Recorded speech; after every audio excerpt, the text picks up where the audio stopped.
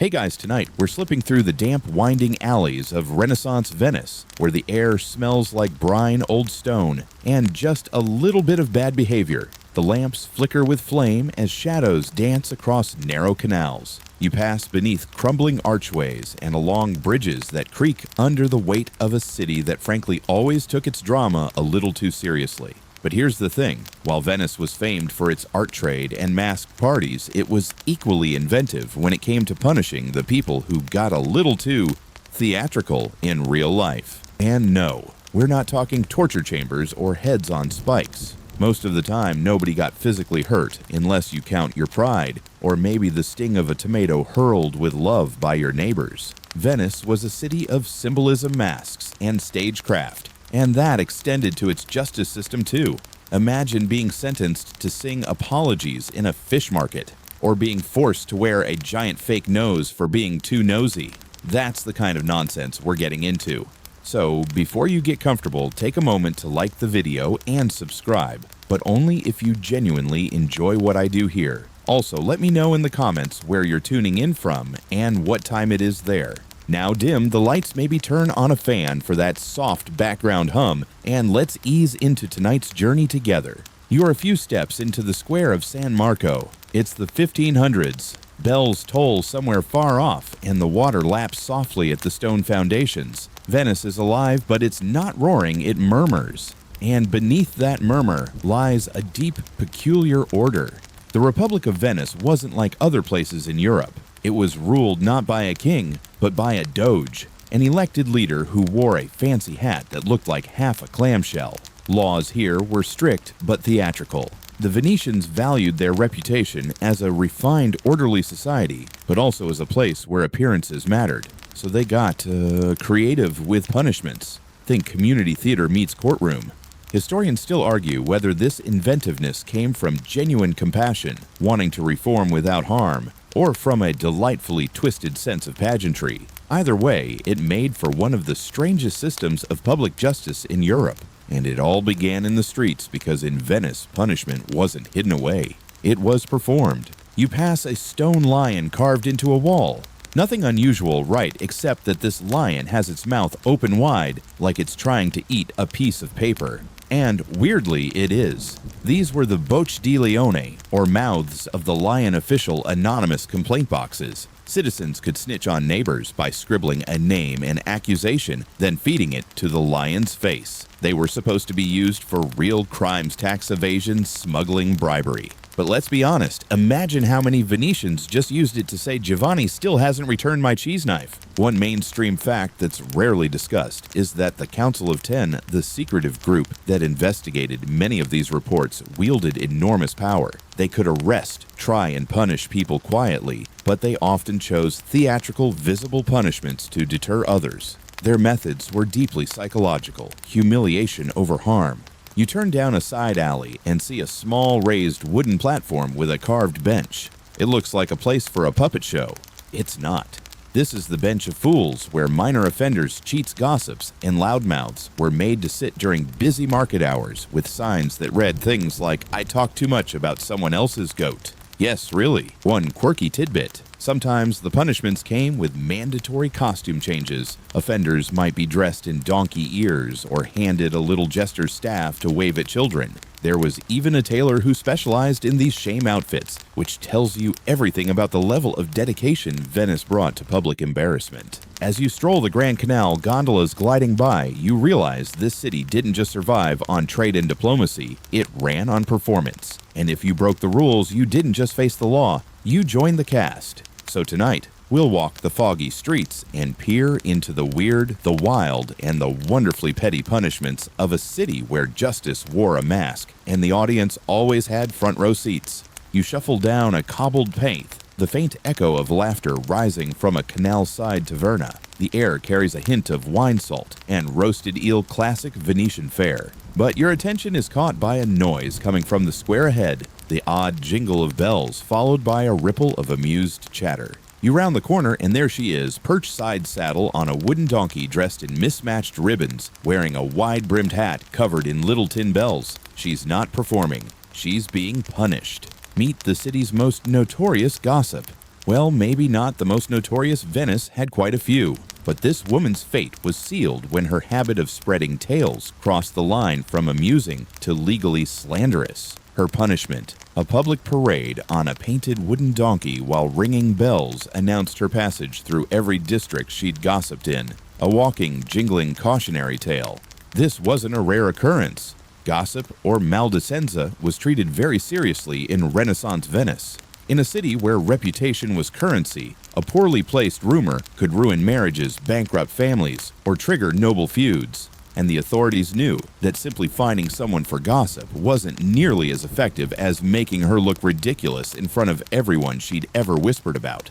Mainstream historians often highlight Venice's obsession with social harmony, and that's true. But what doesn't make it into the textbooks is just how performative their punishments became.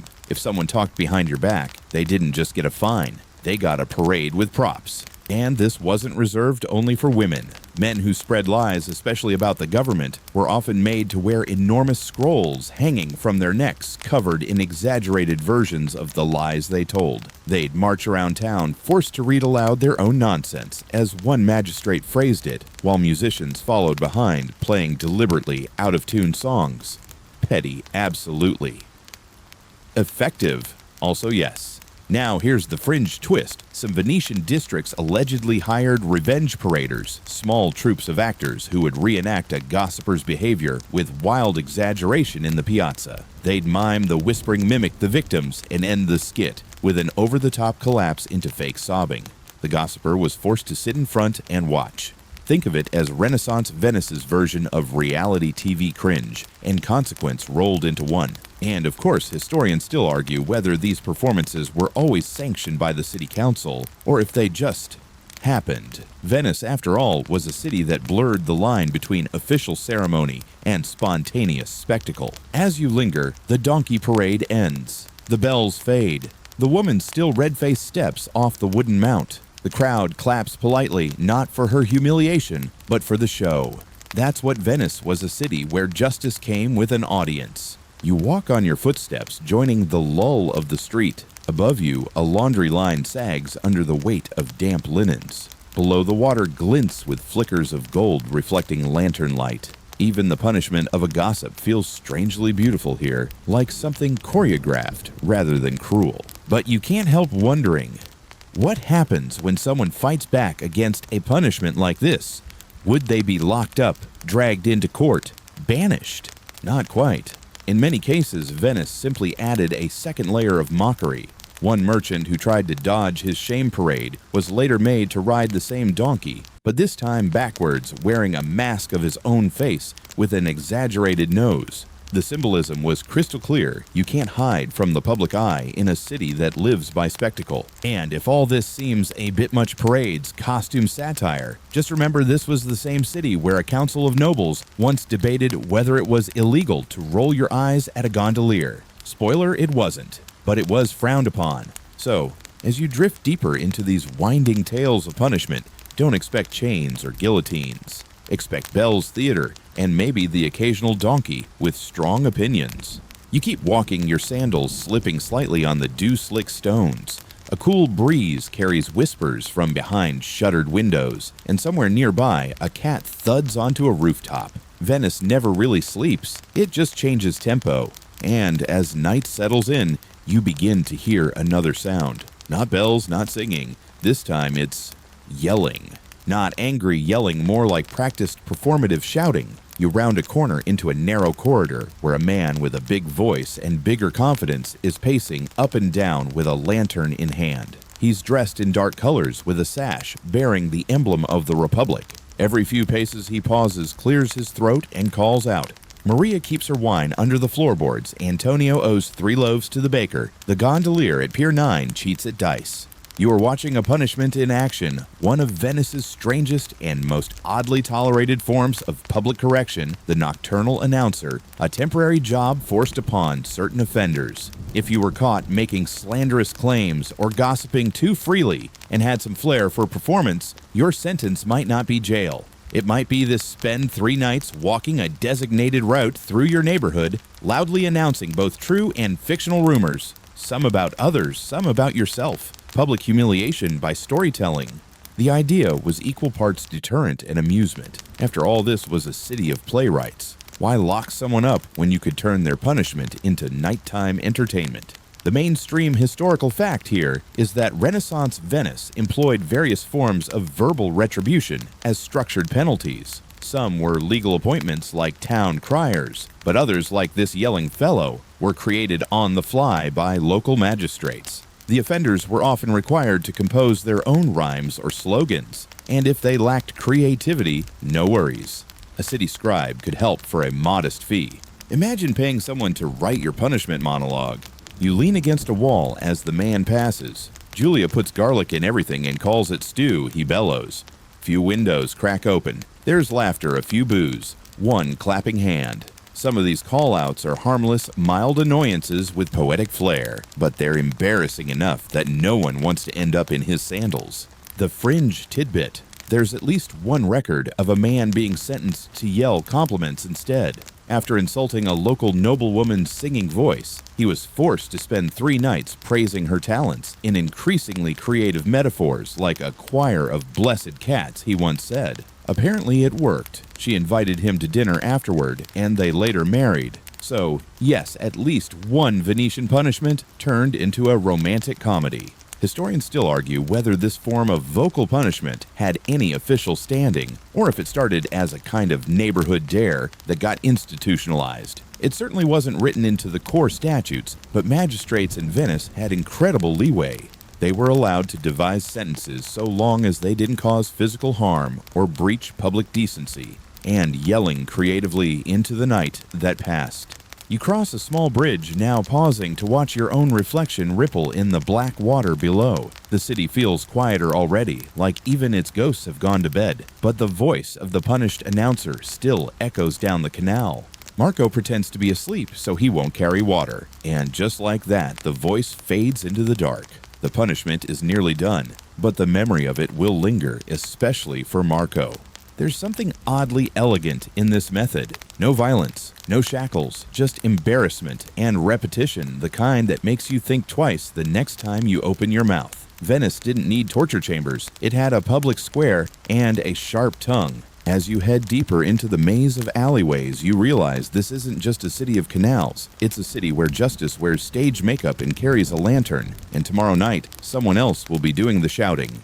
You wake up figuratively, of course, beneath a faded awning next to a cheese seller's stall. The city smells like rain and dairy. Not the worst combination. You follow your nose past wheels of hard cow's milk rounds and globs of creamy soft cheeses set out for morning customers. But today, one display has been left out not for tasting, but for justice. Standing next to the stall is a man tall Twitchy, wearing what can only be described as a giant cheese wedge on his head. It's made of painted wood, slightly tilted, and strapped securely under his chin with fraying leather. Every time he turns to look at someone, the wedge swings and bobs, prompting bursts of laughter. This is not his job. It's his punishment. Meet the man who stole a cheese wheel during the Feast of the Redeemer, one of the holiest festivals in Venice. The theft itself wasn't especially dramatic. He tried to slip a small wheel of Montasio under his cloak and shuffle off, probably hoping the crowd would mask his movement. But a child saw, yelled, and the stallkeeper caught him just as he reached the canal.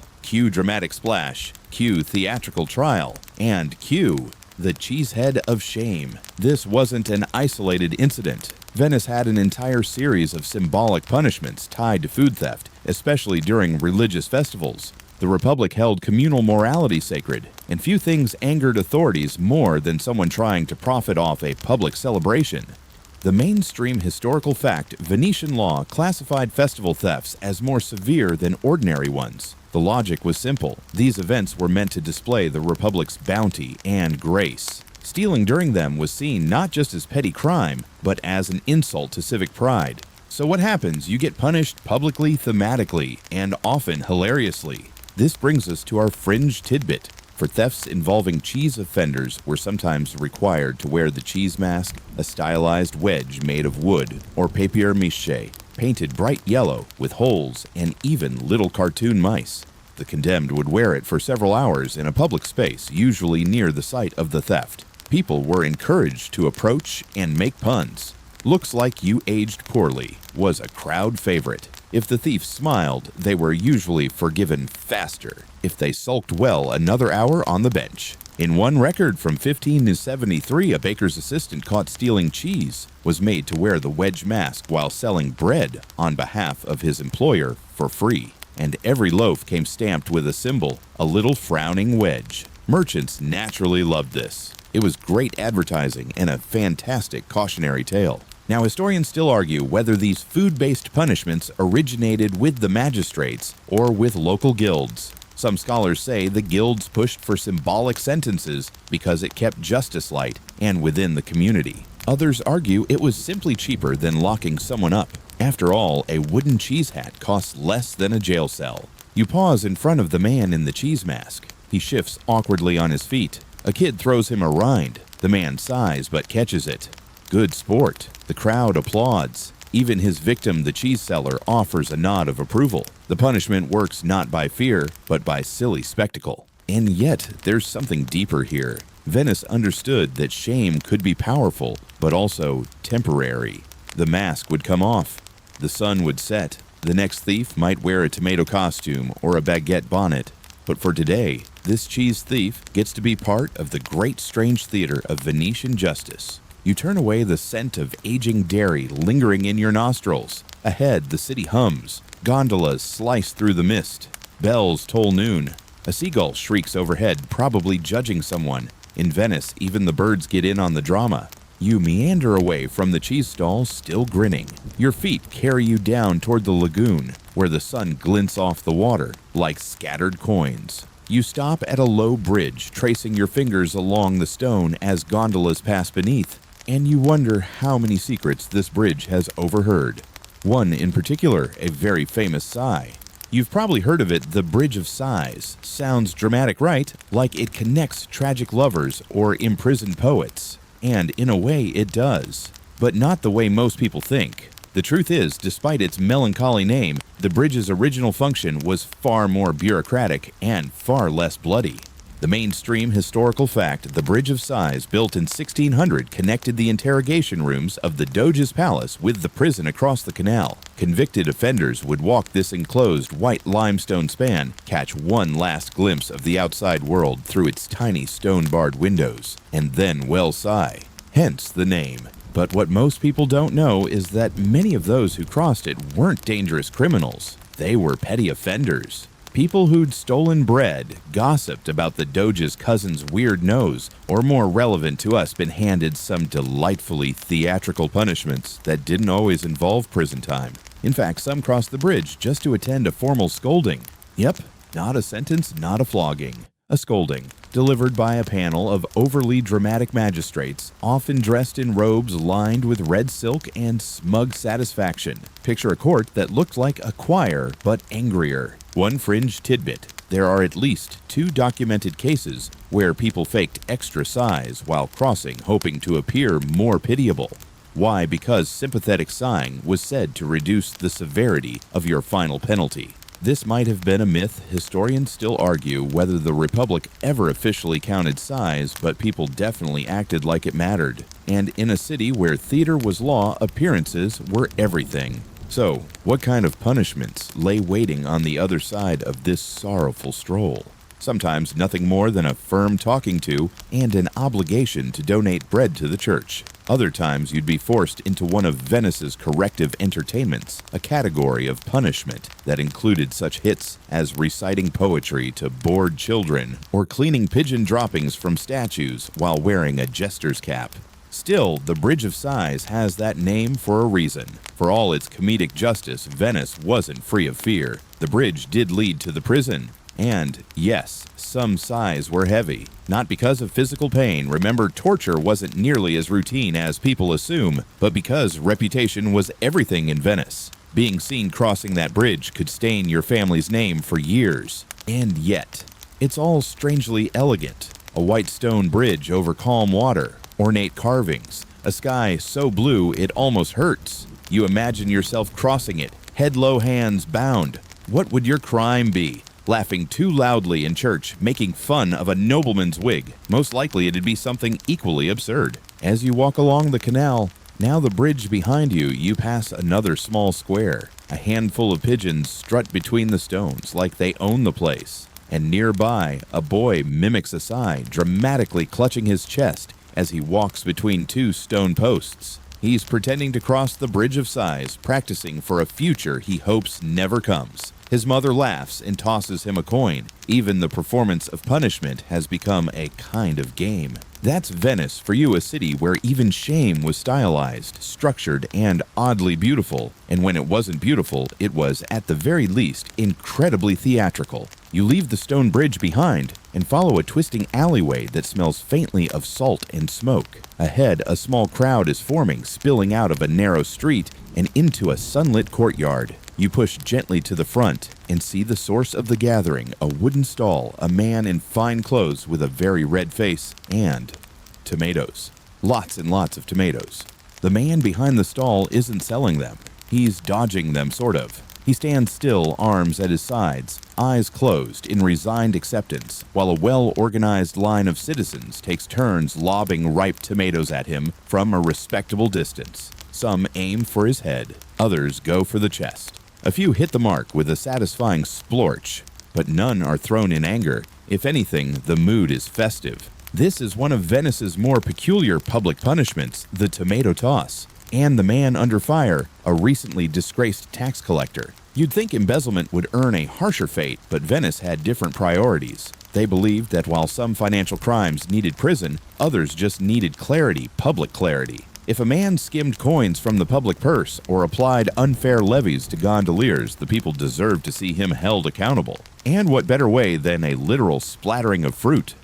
The mainstream historical fact, the Venetian tax system was one of the most complex and layered in Renaissance Europe. It relied heavily on local collectors, often merchants or noblemen temporarily appointed to the role, who managed tolls, trade duties, and civic fees. Corruption was a known issue, but so was overzealous enforcement. The Republic's solution: make the consequences embarrassing, theatrical, and extremely squishy.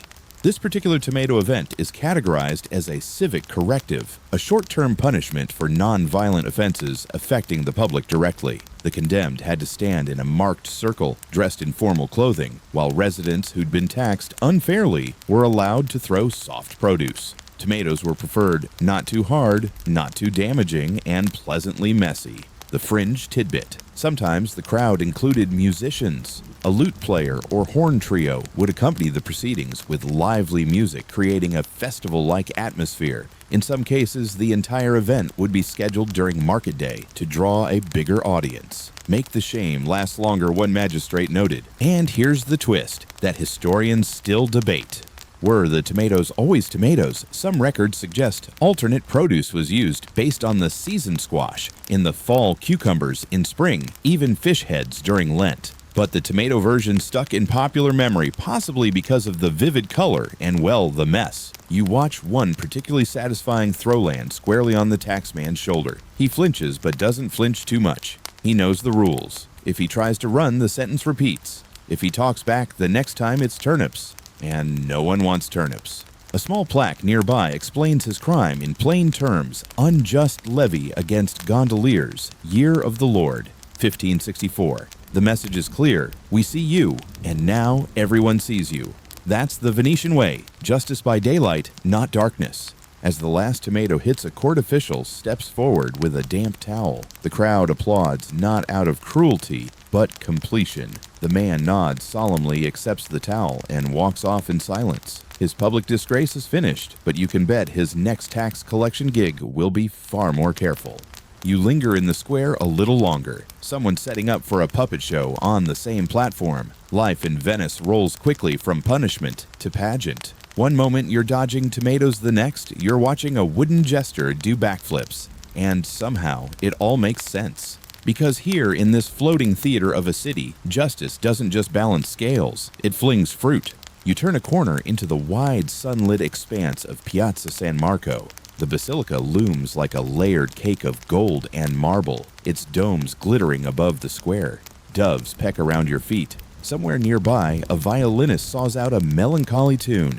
But what draws your attention today isn't the grandeur. It's a small, flat marble bench off to the side near a fountain. The bench is empty now, but the little plaque above it hints at its more humiliating past. Welcome to the public bench of bad ideas. That's not its official name, of course, but it might as well have been, because this is where certain Venetians were sentenced to sit, not jailed, not whipped, not fined, just sit in the middle of the city's busiest square under the weight of every staring eye.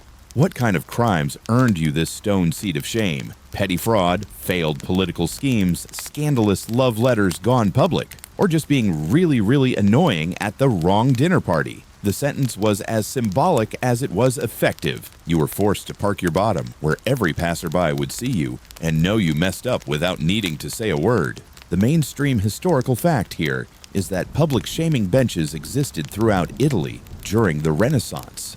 But Venice added its own twist. These benches were located in highly visible civic spaces and occasionally labeled with the offender's name or a humorous phrase etched on a signboard. The goal wasn't physical pain, it was social pressure. You didn't just get punished, you got seen being punished. Some benches even had backrests carved with winking faces or little devils sticking their tongues out. The message was clear: this is what happens when you overstep, and we'll make it just cheeky enough that no one forgets. Now for the quirky detail. One punishment on record from 1549 involved a failed alchemist who promised to turn gondola nails into gold. He was sentenced to sit on the bench for an entire day, holding a wooden mallet labeled genius. He wasn't gagged, he wasn't shackled, he just had to sit there, mallet in hand, while children asked, "Where's the gold maestro?" Venetians loved that kind of poetic justice. It didn't damage you physically, but it bruised your ego like nothing else. And because of Venice's tightly packed urban layout, your humiliation spread fast. A morning on the bench meant your neighbors, your customers, your rivals, and your favorite wine cellar were all going to find out. Historians still argue whether these benches were official tools of the state or community traditions enforced with a wink and a nod. The truth is probably both. Some magistrates clearly approved, while others simply let the people handle it. As long as no blood was spilled and no riot started, Venice was content to let shame do the heavy lifting. You sit briefly on the bench yourself just for the experience. It's surprisingly smooth, worn down by centuries of embarrassed bottoms. You imagine being sentenced here for something silly, tripping a nobleman with your shopping basket, or accidentally dropping a rude limerick into the wrong mailbox. You'd sit head bowed while everyone from fishmongers to diplomats walked by arching their eyebrows. And yet the punishment ends. That's the genius of it. Once your time is up, you walk away. No record, no permanent branding, just a reputation that might take a few clever jokes to repair. You stand and dust off your hands. Somewhere down the canal, bells begin to chime. A child races past, holding a sweet pastry in one hand and a feather in the other. Venice keeps moving. The bench stays still, but its memory lingers. So, next time you think about forging a signature on a grain invoice or bribing your way into a masquerade ball, remember the bench. And ask yourself, do you really want to spend tomorrow morning being that guy? You leave the bench behind, wandering through a maze of narrow alleys where the buildings seem to lean in and gossip above your head. There's a chill in the air now. Venetian shadows have that effect, but a strange little detail on a wall makes you pause. It's a lion again, or rather a carved stone plaque shaped like a lion's face, its mouth slightly open, almost inviting. There's a small slit just inside the gaping jaws. No plaque, no instructions, just stone teeth and silence. This is one of the Bocche di Leone, or mouths of the Lion Venice's anonymous complaint boxes. Not just any old suggestion box, mind you. These were part of the city's official judicial system. Citizens could write out accusations, cheating spouses, smugglers, tax dodgers, and slip the messages into the lion's mouth. The Council of 10 would collect them, and if deemed credible, launch investigations. The mainstream historical fact: the Bocche di Leone were placed in strategic parts of the city, usually near government buildings, and operated from the 16th century onward. They were meant to empower citizens to report wrongdoing without fear of retribution. In theory, it was a tool of justice. In practice, well, let's just say things got weird. Because anonymous notes are like stray cats. Once you feed one, you get 50 more. While many messages were legitimate, the Lions quickly became flooded with petty complaints and creatively spiteful accusations. My neighbor sings opera too loudly, or Marco watered down the wine again. It didn't take long before the mouths were less about criminal justice and more about civic shade throwing. The fringe tidbit. Some people didn't stop at written complaints. They added flair. One anonymous letter from 1578 was submitted with a tiny hand-drawn map, a lock of hair presumably from the accused, and a small, sad-looking sausage. The note read, "This is what Giovanni calls lunch. Surely it is treason." Did these notes always lead to action? Not at all. Historians still argue whether the Council of Ten used them primarily for real investigations or simply as a way to gauge public mood. The prevailing theory about 90% were ignored, but 10% led to trials, fines, or in one case, a compulsory pie-baking apology. You stand before the lion's face now considering what you might write. The baker shorted me a brioche, maybe. Or Julia refuses to return my ink pot. But just imagining your words sliding into the mouth of stone passed to robed officials who might or might not care feels strangely powerful. Of course, there were rules. Submitting a false accusation could backfire. If the council found your complaint frivolous or slanderous, you might be punished. In one case, a man accused his cousin of stealing spices during Lent. Turned out it was just cinnamon bark blowing in from a nearby cart. The accuser was sentenced to wear a cap shaped like a chili pepper and sell herbs by the canal for a day, loudly apologizing for poor taste and poorer vision. You press on deeper into the city, where bridges arch over still canals and shadows stretch long across shuttered windows. There's something oddly democratic about the lions. Anyone could speak. No title, no audience, required just a sheet of parchment and a little courage or mischief. Because Venice knew something that many cities forgot, sometimes the scariest punishments aren't swords or shackles. They're the whisper that turns into an investigation, the note that turns into a trial, the lion's mouth waiting silently for your secrets. So next time you pass one of these quiet little plaques, remember they've eaten more gossip than any noble court ever has. And they never once complained about indigestion. You duck under a low archway and emerge into a quieter part of the city, one of those sleepy squares where laundry sways gently above your head and old shutters creak in rhythm with the breeze. There's a little pier here where fishermen offload their morning catch, and beside it a wooden platform that's clearly been built in haste. On it stands a man in formal robes, his eyes wide with theatrical fear. Next to him, a small crowd gathers. They're smiling, not cruelly, more like they've come to see a comedy show. And in a sense, they have, because this man, a minor official in Venice's sprawling bureaucracy, is about to sing. His crime: miscounting votes at a local council session and then trying to cover it up. Hardly a hanging offense. But in Renaissance Venice, where trust in public administration was sacred and drama was free, his punishment was fitting. He must apologize to the fishermen whose funding he misallocated by serenading them at their own market. And not just any serenade. He must compose the lyrics himself. They must rhyme. And they must include the words nets, honor, and squid. The mainstream historical fact here: Venetian civil servants, especially those in charge of votes or finances, were often held publicly accountable in wildly inventive ways. If you misused your authority but didn't cause serious harm, you weren't fired or imprisoned right away. First, you were humiliated. Then, if you failed to accept it gracefully, the punishments escalated. Venice was full of these civic theater moments. They believed that when a bureaucrat made a mistake, the remedy wasn't silence behind closed doors. It was noise, ideally noise that included off-key verses and lyrical apologies. The fringe tidbit: there's a record from 1582 of another official who had to compose and perform a sea shanty about tax reform after raising merchant tolls without permission. He ended up with a small following of local tavern musicians who claimed his song was catchier than justice demanded. Apparently, the chorus was good enough that it got reused with minor changes in a popular drinking tune for years afterward. Historians still argue whether these musical punishments were standardized or if magistrates just enjoyed flexing their creative muscles. Some believe the practice was rooted in older traditions of carnival mockery, where even nobles were briefly subject to ridicule. Others suggest it was purely practical. Why waste jail space when embarrassment could teach a quicker lesson?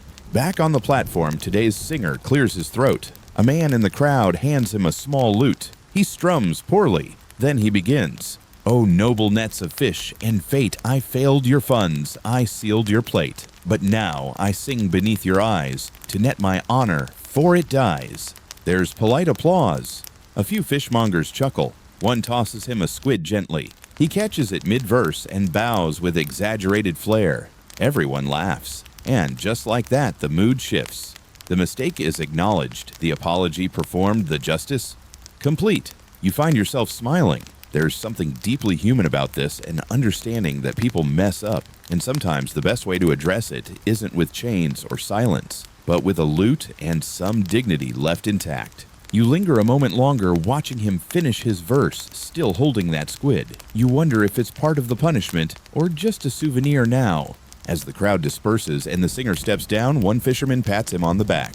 Next time, he says, "Try rhyming with octopus." Another round of laughter. Venice understood something rare, that justice could be restorative without being cruel, and that shame need not be permanent to be effective. A song, a smile, and a squid could sometimes fix what no trial ever could. The music fades behind you, replaced by the soft rhythm of oars in water and seagulls overhead. You're headed north now, past rows of tilted buildings and half-forgotten courtyards. A damp breeze brushes against your cheeks as you approach the edge of a wide canal and spot something odd bobbing along in the distance. It's a boat.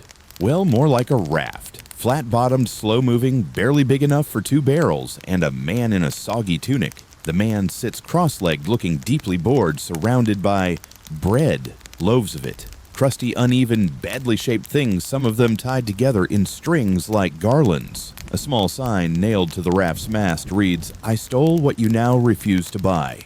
This is the punishment of the floating cage, a uniquely Venetian consequence reserved for petty theft during food shortages, especially bread theft. It was both a sentence and a message designed to drift through the canals like a cautionary tale. The mainstream historical fact is that Venice's food supply was closely regulated, particularly its grain stores. The city imported large amounts of flour, and any disruption in bread distribution could spark unrest. Stealing bread, even just a few loaves, wasn't treated as mere hunger-fueled desperation. It was considered a threat to social stability. But because the Republic prided itself on moderation, it usually opted for symbolic justice rather than severe punishment. Hence the raft. The floating convict would spend a day adrift in the canal, seated among the very bread he'd stolen. A gondolier, often hired by the magistrate, would tow the raft along a circuit that passed through major thoroughfares. People were encouraged to call out, offer stale bread in return, or quote rhyming phrases passed down through generations. Steal a crust float with crusts. The fringe tidbit. The city occasionally invited schoolchildren to write little moral poems about the incident, which were then tied to the raft's railings as it floated by. One archived verse reads, "If your hands are light with grain, may your butt get wet with shame." The child's name was noted beside it, Pietro, aged 9. He received a honey bun for his efforts. Historians still argue whether the floating cage was truly effective or just a form of public entertainment. Some claim it humiliated the poor rather than helping them. Others argue it struck a careful balance between deterrence and mercy. No beatings, no stocks, just a soggy day, and some bruised pride. You follow the raft's path on foot, cutting through alleys that hug the canal. From time to time, someone leans out a window to toss a joke, or, in one case, a half-eaten apple. The bread thief accepts it all without protest. He knows the drill. He'll drift until sundown, then be helped ashore and sent home with a warning and possibly a renewed appreciation for bakery lines. There's a kind of quiet dignity in it, strange as that sounds. Venice believed people could be taught through consequence, not cruelty. And in a city where every canal could double as a stage-floating shame was just another kind of performance. Wet wobbly and weirdly effective. As the raft rounds the corner and disappears under a stone bridge, a group of children waves goodbye to the bread man. One of them shouts, "Next time try cheese." Laughter follows, echoing through the watery corridor. And you can't help but think, if you're going to be punished, at least let it float. You trail the last glimpses of the bread raft until it vanishes into the murky green distance. Then turn your attention to a little bakery wedged between two stone buildings, its windows steamed with the breath of fresh loaves. A bell jingles overhead as someone steps out clutching a warm bundle wrapped in paper. It smells heavenly, yeasty, golden, comforting. But not long ago, some of those very bakers found themselves on the other end of justice. In Venice, just as stealing bread brought shame, so did selling it unfairly. You wouldn't think underweight loaves could spark such elaborate punishments. But, oh, Venice never missed a chance for drama. Imagine this, a baker caught shorting the scales selling loaves that didn't meet the legally mandated weight was sentenced not just to a fine but to a very public role as the Flour Phantom. Yes, the Flour Phantom. It wasn't an official title, but it stuck.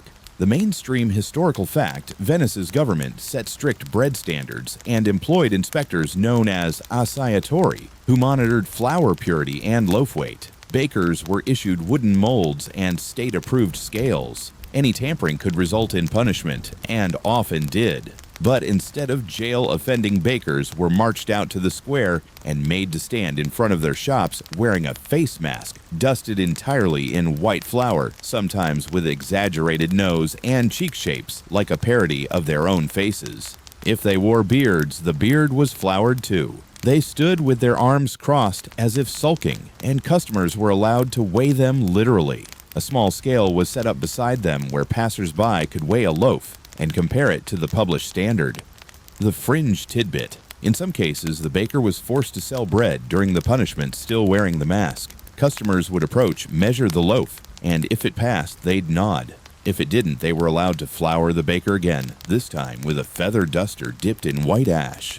Symbolic, silly, and messy. One recorded punishment from 1557 involved a baker named Girolamo, who tried to pad his loaves with crushed lentils during a grain shortage. The court ordered him to bake 20 loaves using only sawdust and water, inedible of course, and display them on a shelf labeled "What Dishonesty Tastes Like." Girolamo had to hand one to each passerby with a frown. They weren't allowed to eat them, but many kept them as trophies. Historians still argue whether these baking punishments were meant more as deterrence or public catharsis. Some suggest the flour mask symbolized purity lost or a ghost of integrity. Others believe it was simply theatrical efficiency. Everyone in the market would remember the image of a sad flour-faced man trying to win back trust one real loaf at a time. You pass by a row of bakeries now. Each has a little sign above its window with the shop's name and the year it was licensed. Most still carry the traditional wooden mold nailed to the wall, a proud symbol of compliance. A few have plaques noting past offenses. One even reads, "This shop has never failed the scales since 1571. Modest bragging, Venetian style. As you walk, you imagine the humiliation of flour on your eyelashes, of having to sell your goods, while everyone studies your scales like a hawk. But also, the chance to earn forgiveness. Venice was big on that. Once your punishment ended, you weren't doomed. You'd paid your debt in a cloud of flour, sure, but paid it all the same. So next time you bite into a good loaf, remember it might taste a little sweeter, knowing no one had to wear a powdered ghost mask to get it just right. You continue your stroll through the winding alleys, flour still faintly clinging to your thoughts. Venice has a way of turning even something as ordinary as bread into moral theater. But don't get too comfortable because now you're heading into territory reserved for a different kind of offense. One not of bread or taxes or gondola etiquette, but of sheer nosiness. You turn the corner and nearly trip over a small crowd gathered outside a dressmaker's shop. They're gathered around a woman who is sitting calmly, humbly, on a folding stool, hands folded in her lap. Nothing strange there, until you see her face. Or rather, what's on her face? An enormous nose, exaggerated crooked papier-mâché, and painted a garish, fleshy pink with delicate veins drawn on for extra effect. It extends a good 8 inches from her face and droops slightly at the tip like a sad carrot. This is a punishment for professional busybodies, those who simply couldn't leave other people's business alone. In Venice, where whispers traveled faster than gondolas, the state considered chronic intrusion into others' private affairs more than just rude. It was destabilizing, and so nosy Parkers were dealt with in the most literal way possible. They were made to look the part. The mainstream historical fact, Venetian society, particularly in the 15th and 16th centuries, placed a premium on discretion. The private lives of the patriciate were protected by unspoken codes, and servants or tradespeople who gossiped or pried were seen as social threats. While formal statutes rarely outline punishments for nosiness per se, magistrates were given extraordinary leeway in crafting morality sentences, punishments designed not from law books, but from clever symbolism. Enter the nose. The offender would be seated outside the building where her or his prying had caused trouble, perhaps the tailor she kept peeking in on, or the couple she accused of improper glances. A craftsman would prepare the false nose, sometimes custom-fitted, sometimes recycled from past offenders. The longer the nose, the more notorious the gossip. And here's your fringe tidbit. One local artist supposedly became famous for crafting the most elaborate punishment noses in all of Venice. He would add sculpted hairs, silver nostrils, even tiny holes that whistled when the wind blew. The whistling locals joked was the sound of secrets escaping. Parents warned their children, don't ask too many questions or the wind will whistle through your nose. Historians still argue whether this form of punishment was satire, serious discipline, or an indulgent mix of both. Some say it stemmed from ancient carnival traditions, where costumes exaggerated human faults. Others believe it was a shaming tactic borrowed from certain convent practices, where novices were forced to wear markers of their sins, like a feather for pride or a stone for disobedience. Back in the square, the woman with the long nose does not seem thrilled, but she's holding still. That's part of the sentence. If she removes the nose before sundown, the punishment is repeated. If she complains too loudly, the nose gets upgraded. A passerby hands her a lemon tart. A silent offering, perhaps, or just a snack for a long day of learning boundaries. And yes, this punishment wasn't limited to women. Men were occasionally sentenced to wear the nose as well, though their versions sometimes came with little bells or were shaped like beaks. One infamous case involved a young apothecary who eavesdropped on merchant negotiations and sold the information to rivals. His nose shaped like a goose's bill and covered in painted feathers. You walk past the crowd, now ducking into a shaded alley where the scent of beeswax and old parchment hangs in the air. You can't help but glance over your shoulder, checking for any unusually large facial appendages. All clear. So, what's the takeaway here? In Venice, if you stuck your nose too far into other people's affairs, they'd simply make sure it looked the part. And maybe you'd learn to keep your own business more compact.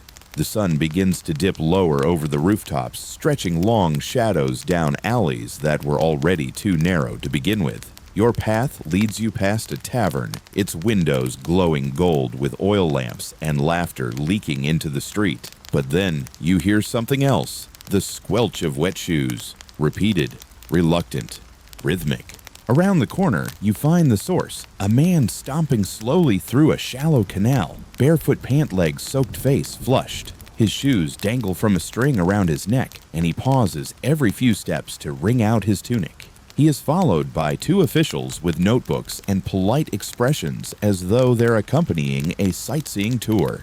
This is not a spontaneous accident. This is punishment for being too loud, specifically for excessive shouting inside a tavern. After curfew, a common offense in Renaissance Venice, where the stone walls echoed too well, and peace was enforced with the enthusiasm of a librarian guarding nap time. The mainstream historical fact, Venice enforced strict noise regulations at night, especially in the densely packed districts near the Rialto Bridge and the Grand Canal. Laws banned excessive shouting, singing, and instrument playing after certain hours, in part to preserve order and in part because of the acoustics. Voices bounced off stone and water, waking nobles, nuns, and worst of all, magistrates with long memories. So, what do you do with a man who won't lower his volume? You make him walk it off, in socks, through the shallows. The punishment was called Camminata delle Calze Bagnate, the wet sock walk. Offenders were sentenced to march barefoot through the shallow waters of side canals, usually just ankle-deep, but cold, grimy, and soul-shriveling enough to discourage repeat offenses. It was rarely enforced during summer. Winter, however, entirely different story. Here's the fringe tidbit. During carnival season, some repeat offenders were made to wear bells on their toes, tiny ones, so that each squishy step created a pathetic little chime. Locals nicknamed them I Tintinabuli, delle Taverne, Or the tavern Tinkletoes. Children would follow, imitating the offenders with exaggerated stomps and musical hiccups. A tavern drunk's shame, it turns out, made excellent entertainment. Historians still argue whether the wet sock walk originated as an official sentence or if it began as a kind of mockery enforced by neighborhood councils. Either way, it became codified in certain districts by the early 1500s. The punishment wasn't meant to injure, it was meant to soak your ego as thoroughly as your feet. You follow the dripping offender from a discreet distance. He trudges onward past amused gondoliers and chuckling shopkeepers, each step a soggy syllable in the poem of his embarrassment. A small crowd gathers. Someone claps rhythmically. A dog barks once, then turns away, disinterested.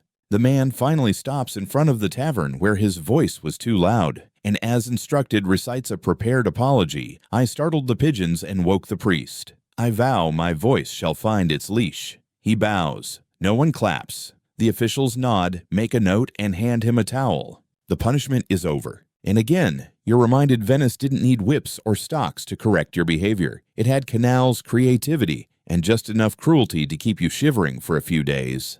You step around a puddle and continue down the alley, ears alert for your own volume. Better to whisper, better to tiptoe. Better not to end up the next soggy songbird in the Republic's long-running opera of public order. You emerge onto a quieter lane, now one where the buildings lean heavily into each other, casting long shadows on a stone square dominated by a small marble platform. A curious object sits atop it, a basket of grain, a short stool, and to your surprise, a live chicken.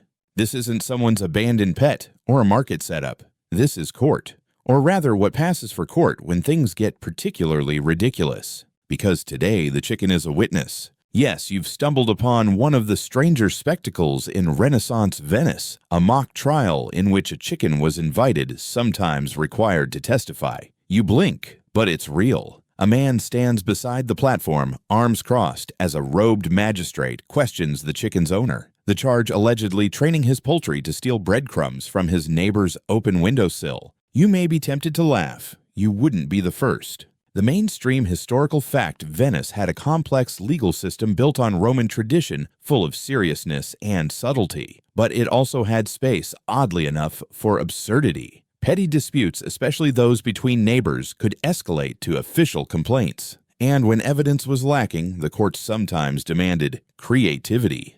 If you couldn't produce a human witness, you were allowed briefly, and in very narrow cases, to bring in animals associated with the crime. Most often this was symbolic, but Venice had a flair for drama, so sometimes they went full courtroom comedy. Here's the fringe tidbit. In at least 2 documented cases, chickens were placed on the witness stand, usually a low table, while accusers and defendants argued over stolen food, pecked herbs, or trespassing in shared courtyards. The chicken, of course, said nothing, but its behavior was sometimes interpreted as divine judgment if it pecked toward one party that was considered suggestive. One particularly absurd trial from 1531 involved not 1 but 2 chickens each belonging to a different merchant. The birds had allegedly been used to spy on one another's stalls. The judge listened for 20 minutes before declaring, "This is not a poultry dispute. This is a foul farce." No sentence was handed down, but both merchants were ordered to wear chicken-feathered collars and publicly praise their rivals' wares for a week.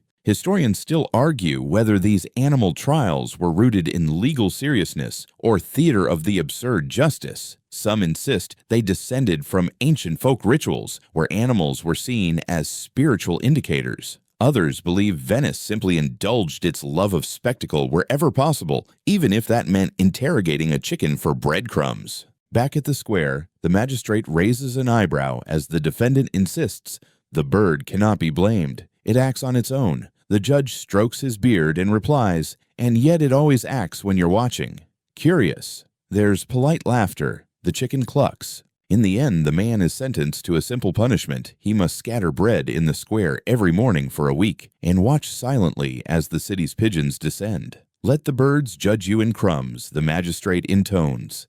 "And may their justice be peckish." The chicken is returned to its owner, who bows with the solemnity of a defeated general. The onlookers chuckle as they drift away, the weirdness of Venetian justice fully on display. You walk on, still processing what you've seen. A chicken trial, a crumb-based sentence, a city so confident in its absurdity it can turn poultry into parable. And maybe, just maybe, that's the lesson. Venice didn't take every case seriously. Just seriously enough to make sure no one forgot the outcome, even the chickens. You drift farther from the clucking echoes of the feathered courtroom, your feet leading you toward one of Venice's quieter islands, Castello maybe, or even Giudecca, where the narrow canals begin to open up, and the fog rolls in a little thicker.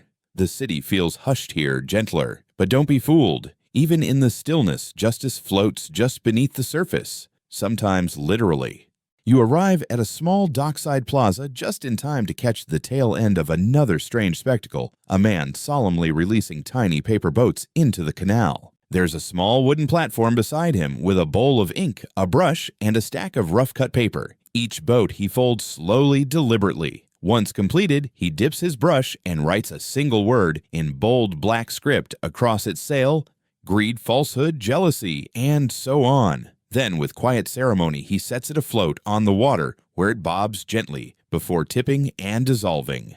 You've just stumbled into the curious world of symbolic trials, a particular flavor of Venetian punishment, where real offenses were dealt with through metaphor and ritual rather than physical consequence. These weren't meant to humiliate, but to transform wrongdoing into reflection, unless, of course, you were particularly bad at folding boats. The mainstream historical fact, Venice's minor courts often handed out symbolic sentences for offenses that were too petty or too ambiguous for harsher treatment. If a person lied, gossiped, or broke a civic promise but showed remorse, they might be ordered to perform a ritual act of repentance. Paper boats were one such tradition, especially among scribes, notaries, and minor officials. The act was called Le Barchette de la Vergogne, the Little Boats of Shame.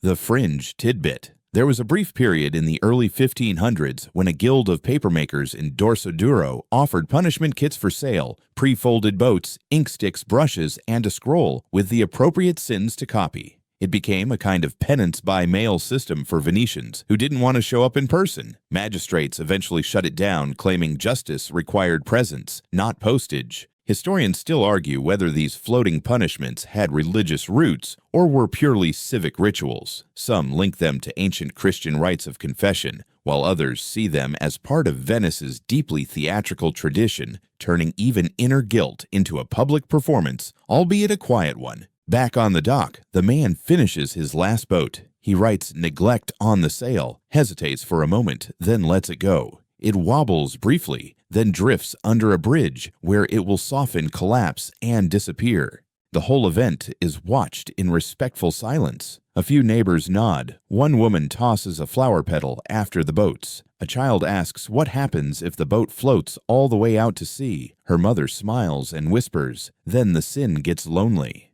You can't help but admire the grace of it. Venice understood that not every wrong deed needed to be mocked. Some deserved reflection, gentle poetic rituals that reminded everyone how fragile misdeeds could be when set adrift. You continue walking, the image of paper boats lingering in your mind like tiny confessions bobbing on moonlight. And maybe tonight, just before bed, you'll write something small on paper yourself, fold it, float it in the sink, and watch as Venice whispers that even shame, when acknowledged, can dissolve like a poem on water. As the paper boats vanish beneath the bridge behind you, your path carries you into a more theatrical part of the city, the district near the old opera houses and cramped puppet theaters where stage curtains swayed as frequently as gondolas. Here, even justice seemed to borrow from the script. And nowhere was this clearer than when the line between actor and criminal blurred in a way only Venice could pull off.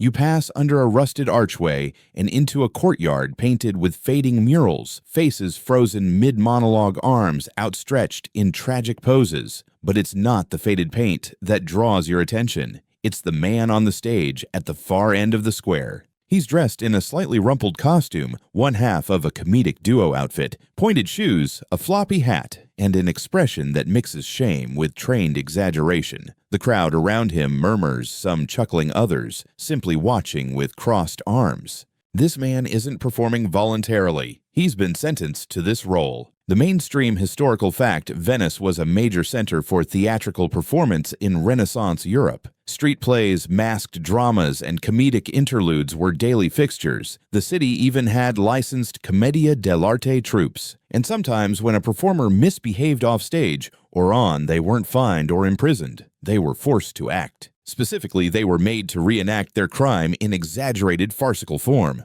If a traveling actor insulted a noble, lied about credentials, or disrupted a civic event, magistrates might assign them a one-time sentence stage, a performance that mocked themselves. This was called a spettacolo della colpa, a show of guilt. Today's performer had stolen props from a rival troupe and tried to pawn them off in a different district. His punishment: recreate the crime as a play, but with all the dialogue provided by the offended party. The result is gloriously embarrassing. He pantomimes sneaking into a costume room, tripping over a feathered boa, and stuffing plastic swords into a too small satchel. Then, with fake mustache askew, he slips off stage while the narrator, a smug member of the rival troupe, delivers lines like, "And thus the villain mistook feather boas for fortunes and shame for escape." It's a strange blend of accountability and comedy, and Venice loved it. Here's the fringe tidbit. In a handful of cases, the punished actor was allowed to redeem themselves mid-play. If they ad-libbed a particularly clever line or earned genuine audience laughter, the magistrates reduced the remaining punishment or canceled it altogether. One documented case from 1544 involved an actress who, sentenced for mocking the Doge's voice in a tavern, turned the punishment into a singing number that became so popular she was rehired by the same theater that fired her.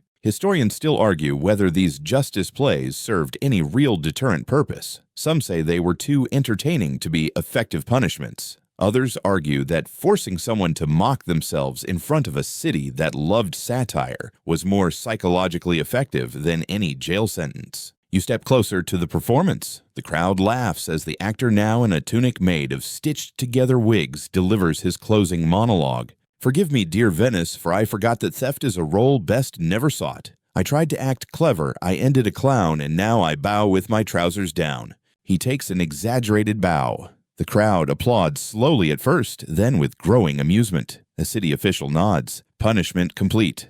The actor wipes sweat from his brow, bows again, this time with a sliver of dignity, and slips behind the curtain. Tomorrow he's free. His shame aired, his crime acknowledged, and thanks to Venice's flair for creative justice, his consequence turned into communal catharsis. As you move on, you realize this may be your favorite punishment so far. It's absurd, it's performative, and most importantly, it acknowledges a truth most cities ignore. Sometimes the best way to correct a misstep is to give the audience one more act.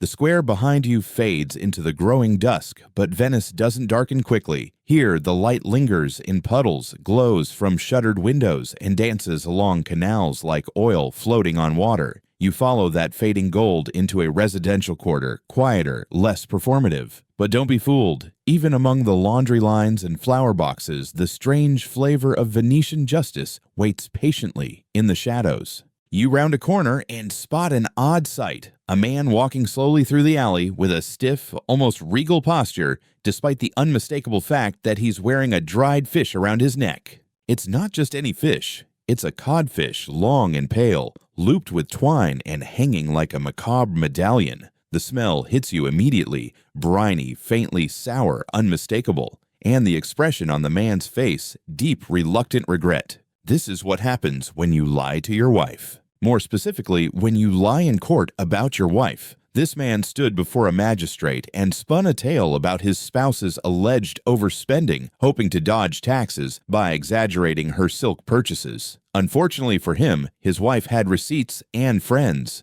Now he wears the cod of contrition. The mainstream historical fact: Venice had relatively progressive marital courts for its time. Both husbands and wives could bring grievances, and testimony was carefully recorded. But lying, especially in a court setting, was treated with particular scorn. A false accusation wasn't just dishonest, it undermined the entire civic fabric of the Republic. So public shame was often the chosen remedy. And what better way to say I stink than by literally stinking?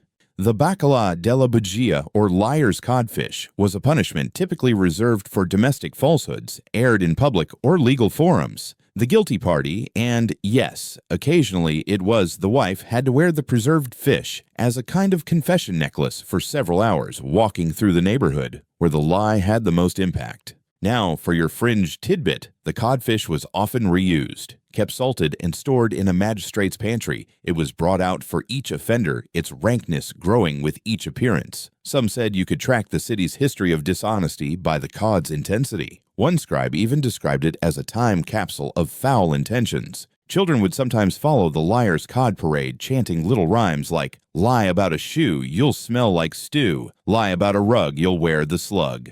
A little harsh, maybe, but highly effective. You wouldn't forget the walk of shame when every neighbor you passed pinched their nose or threw you a lemon slice for seasoning. Historians still argue whether the codfish punishment was ever officially listed in legal documents. Some say it was an invention of the local Capitani di Contrada neighborhood enforcers with surprising latitude. Others think it originated with merchant guilds as a way to shame dishonest trading partners before formal charges could be filed. You trail behind the man for a moment. He moves with deliberate humility, not making eye contact. Someone from a window calls down "confess to the fish," yet he doesn't respond. Eventually, he stops beside a small canal, unties the cod, and hands it gently to a waiting magistrate's aide. There's a brief nod. No words. He walks home alone. You're left wondering how many lies it would take to fill an entire fish market, but Venice didn't care about numbers. It cared about performance, symbolism, and scent, and a dried cod around your neck said everything that needed to be said. So, next time you're tempted to twist the truth in front of a judge, remember, in Venice, justice might not bite, but it might reek. The scent of cod fades into the mist behind you, and you breathe deep, trying to cleanse your nose with the salty tang of canal air. It almost works. You follow a winding alley deeper into the old bureaucratic district, where the buildings get taller and the windows narrower, each one seeming to eye you with suspicion. This is the beating heart of Venice's administrative machine, where secrets are stored in ledgers, and justice sometimes arrives not with a bang, but with a very specific knock. You reach a blank, heavy wooden door embedded in a brick wall. No window, no sign, just a tarnished bronze knocker shaped like a lion's paw. To the untrained eye, it looks like any other door. But you know better. This is one of Venice's porte secrete secret entrances used by the Council of Ten and other shadowy committees to investigate, interrogate, or observe without attracting attention. And in the Renaissance, knocking on this door without permission could land you in real trouble. Enter the punishment known as the wrong door vigil. The mainstream historical fact. The Council of Ten, the powerful governing body tasked with state security, operated largely in secrecy. They used hidden chambers, anonymous informants, and private doors scattered throughout the city. These doors were not labeled, and approaching them as a civilian was a serious offense viewed as both intrusion and potential espionage. So what happens when a nosy merchant or overeager clerk knocks Venice didn't jail them? It made them stand there. The punishment was simple, and symbolic offenders were made to return to the same door where they had knocked and then stand vigil for hours, silent, unmoving, with a scroll hung around their neck reading, "I mistook curiosity for permission." They were to greet no one, answer no questions, and ring no bells. Just wait. Now for the fringe tidbit. Some offenders took it too seriously. One overzealous bookkeeper sentenced to a 3-hour vigil stood for 7, convinced the extra effort would win him favor with the council. It didn't, but he was later reassigned to a quieter district, presumably for the safety of everyone involved. In especially dramatic cases, the vigil was held overnight. Passers-by were told not to speak to the offender, and guards ensured no one offered food or comfort. The idea wasn't cruelty, it was solitude. A slow, uncomfortable meditation on one's place in the Republic. Historians still argue whether these wrong door punishments served any meaningful purpose. Some say it was a theatrical reminder that not everything in Venice was open to inquiry. Others believe it was a subtle intimidation tactic, reinforcing the aura of mystery surrounding the council, a physical warning that whispered don't pull back the curtain unless invited. As you linger in front of the old wooden door, you try to imagine standing there for hours, shifting from foot to foot, avoiding eye contact, pretending not to hear children giggle behind you. It's almost worse than tomatoes or wet socks, because at least those end with laughter. This is silence. And the long, echoing realization that you are not part of the play, only the audience. You continue on, footsteps echoing softly in the alley. Behind you, the door remains closed, as it has for centuries. The lion's paw knocker waits patiently, daring the next curious soul to test it. But you keep walking. Venice has taught you better. The further you drift from the secretive halls of Venice's shadowy justice, the more the city seems to stretch and exhale. You follow a quiet canal with hardly a soul in sight, save for a sleepy gondolier curled up beneath a tarp. It's peaceful here, but a small archway ahead catches your attention. Above it, a fresco so faded it's nearly invisible. You squint and see it a man with a paintbrush, painting himself behind bars. That's no metaphor, that's exactly what used to happen. You've found one of the surviving remnants of a peculiar punishment Venice reserved for those who fancied themselves artists but turned criminal along the way. This was the sentence known simply as la pittura del peccato, the painting of the sin. The mainstream historical fact, Venice's government often commissioned painters for public works, frescoes, banners, signs, decorative flourishes on bridges, even warning placards. These jobs paid modestly but carried prestige. So when an artist committed a crime, especially one involving forgery, deceit, or misuse of public funds, they weren't just punished. They were reassigned. Their new task to paint their crime. Literally. A convicted artist was sentenced to create a public mural or fresco depicting either the act they'd committed or the consequences of their actions. They were expected to paint themselves in the scene, usually in an exaggeratedly shameful pose. If they'd stolen paint, they were shown groveling at the feet of a client. If they'd lied on a commission report, they were depicted with an elongated tongue reaching toward a coin purse.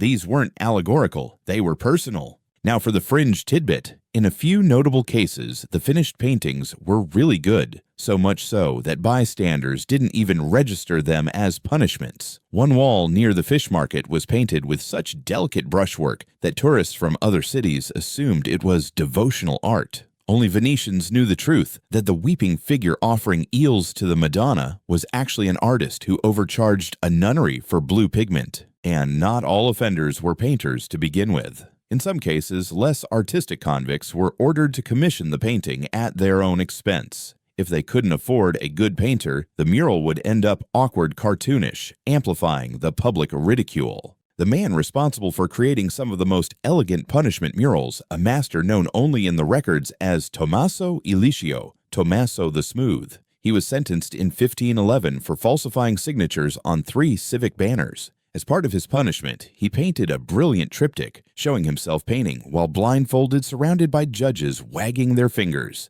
The detail was stunning. People admired it for decades, his name blackened by fame. Historians still argue whether La Pittura del Peccato was more about reform or revenge. Some believe Venice saw art as the perfect vehicle for shame, durable public, and impossible to ignore. Others claim it was a way to get unpaid labor from guilty craftsmen. One thing is clear, the murals stuck around. In some cases, long after the punishment was forgotten, the art remained. You stop beneath a weathered arch, gazing at one of the few visible remnants, a figure with downcast eyes hunched over a canvas painting, a broken scale tipped in favor of a jester. His robe is patched, his hat removed. You can almost hear him mutter, "I get it. I'll never fake a receipt again." So, next time you see a forgotten painting on a quiet Venetian wall, faded flaking, but still hanging on, ask yourself, was this decoration or confession? Because in Venice, sometimes justice wasn't written in ledgers or shouted from balconies. Sometimes it was painted one humbling brush stroke at a time. You leave the mural behind, letting the figure in the fresco fade into the dusk like a ghost, ashamed of its own pigment. The air grows cooler as you near the edge of a wide square where the stones are slick with pigeon footprints and the scent of roasted chestnuts hovers like a halo. You expect music, laughter, perhaps a lover's quarrel in the shadows. Instead you hear flapping, loud, indignant flapping. You squint into the lamplight and find the most surreal punishment you've yet seen. A man dignified, silver-bearded, and clearly regretting several life choices stands at the center of the square, holding a large wooden paddle. Not far from him, a small flock of pigeons struts in circles, unconcerned. Around the man's neck hangs a sign I littered. They tattled. You've just stumbled into the curious case of the Great Pigeon Banishment.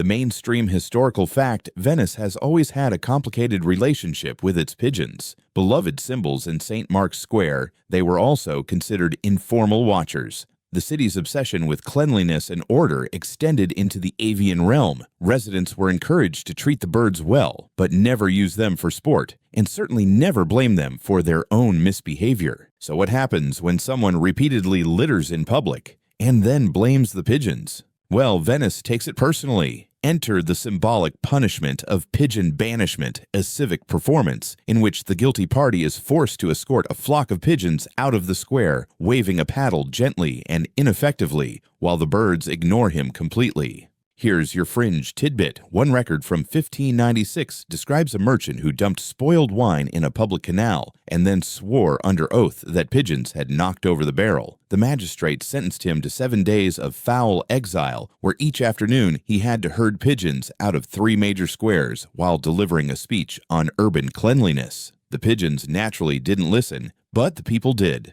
Today's offender, a former spice vendor, was caught sweeping trash into a canal and telling passers-by it was natural debris. When pressed, he claimed the pigeons had dragged it there to build nests. Unimpressed, the magistrate sentenced him to symbolic restitution by avian diplomacy. The punishment requires a few key components: a wooden paddle, a handbell to be rung before every banishment, and a sash bearing the phrase, "Sworn enemy of the flock." Offenders must walk the perimeter of the square, shooing pigeons without touching or harming them, and offering apologetic declarations like, "Fly to cleaner lands, I have misused your trust." Historians still argue whether this practice was born from environmental regulation or pure civic satire. Some point to early sanitation laws that prohibited canal dumping. Others suggest it was a humorous warning: if you treat the city like a dump, the birds will rat you out.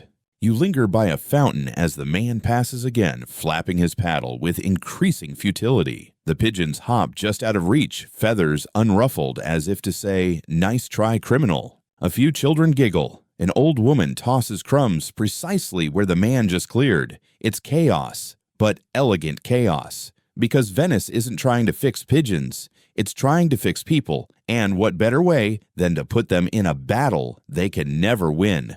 Eventually, a court official rings a final bell. The offender bows to the flock, removes his sash, and walks off with a sigh that belongs in a poem. The pigeons stay put triumphant. You follow his footsteps for a while, half expecting the birds to follow too. They don't. They've served their purpose. In Venice, even the birds have a sense of justice. You leave behind the fluttering echoes of the pigeon patrol, crossing a narrow footbridge where candlelight from nearby windows ripples like gold on the canal below. Your feet take you toward the university quarter, where scribes, scholars, and collectors shuffle parchment and philosophy late into the night. You wouldn't expect to find crime here, but you'd be wrong. Because Venice took books very seriously. And if you tried to steal one, especially from a public library or a monastery, you were marked in a way you wouldn't soon forget. You reach the corner of a domed building where a small crowd is gathered beside a narrow doorway. A man sits on a stool beside it, glancing shyly at his own reflection in a polished silver tray. He tries to hide his teeth.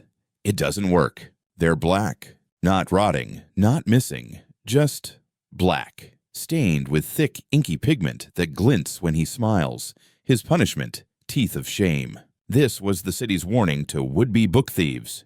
The mainstream historical fact, Venice was home to some of the earliest and most important public libraries in Europe, including the famed Bibliotheca Marciana. These libraries held religious texts, state records, maps, and early printed works, items considered sacred intellectual treasures of the Republic. Theft was rare, but when it happened, the consequences were vivid. If you were caught stealing or damaging books, and especially if you attempted to sell or forge pages, you could be sentenced to tintura oral, a ritual in which your teeth were painted with black or deep blue ink made from oak gall soot and vinegar. It wasn't permanent, but it lasted several days and stained everything you ate or drank. The darker the crime, the darker the dye. The fringe tidbit. Some librarians claim the ink carried a mild laxative, whether as an accident of chemistry or a deliberate humiliation tactic is still debated. In one account from 1572, a thief attempted to drink wine in secret during his punishment, only to suffer a series of unfortunate accidents involving red trousers and a very unimpressed gondolier.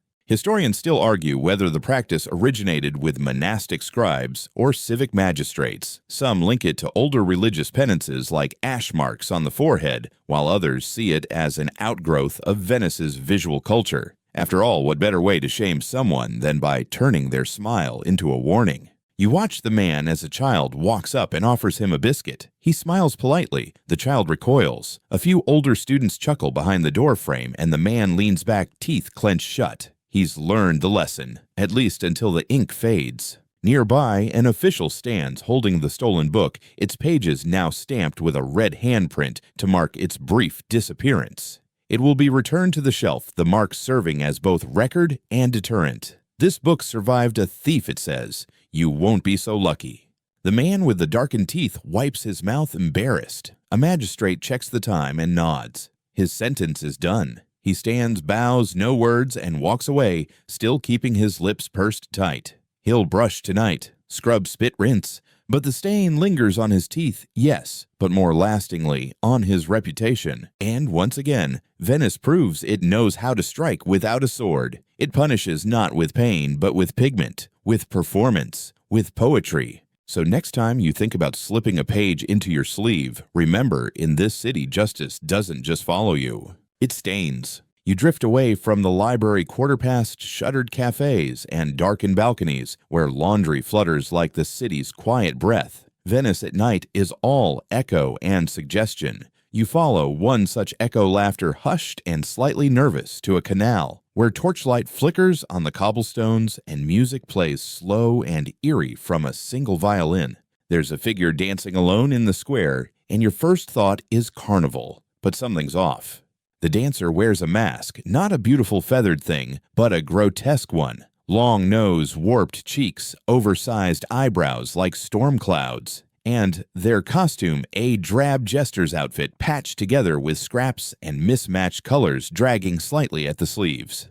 They twirl, curtsy, and bow, all in silence. This is no festival. This is punishment. You're watching one of Venice's most theatrical corrections, La Maschera della Bugia, the Mask of the Liar. The mainstream historical fact, Venice prized honesty in civil testimony, especially during its many public forums, trade disputes, and neighborhood assemblies. False testimony, even on minor matters, was seen as a danger, not just to individual justice, but to the fabric of trust that held the Republic together. If you lied, you didn't just violate someone's rights, you broke the entire scene.